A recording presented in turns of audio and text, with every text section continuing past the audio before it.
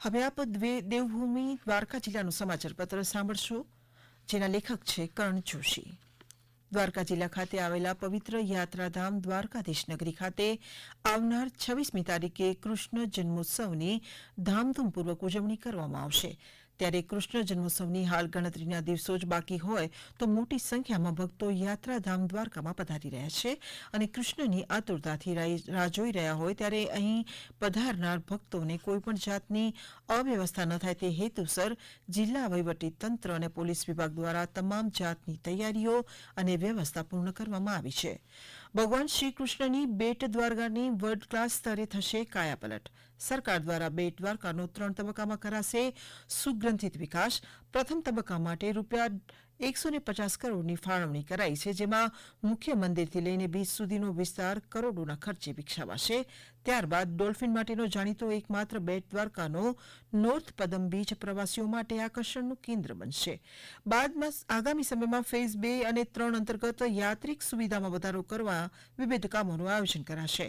બેટ દ્વારકામાં સુદર્શન સેતુના નિર્માણ બાદ યાત્રાળુઓની સંખ્યામાં નોંધપાત્ર વધારો થયો છે, ત્યારે બેટ દ્વારકાને વર્લ્ડ ક્લાસ સ્તરે વિકસાવાશે.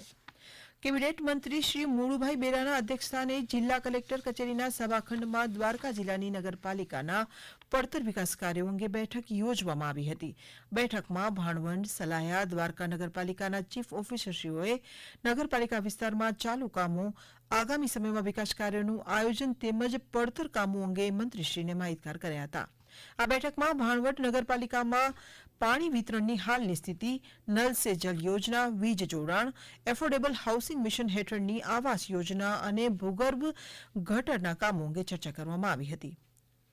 દેવભૂમિ દ્વારકા જિલ્લામાં માર્ગ સલામતી સમિતિની બેઠક કલેક્ટર જીટી પંડ્યાની અધ્યક્ષતામાં યોજાઈ હતી. આ બેઠકમાં જિલ્લાના બ્લેક સ્પોટ પર લાઇટિંગ, ગ્રામીણ રસ્તાઓ પર સાઇનેજ, હિટ એન્ડ રનના કેસો, માર્ગ સલામતી માટે સ્ટ્રેટેજિક એક્શન પ્લાનની વિગતો મેળવી સમીક્ષા કરવામાં આવી હતી.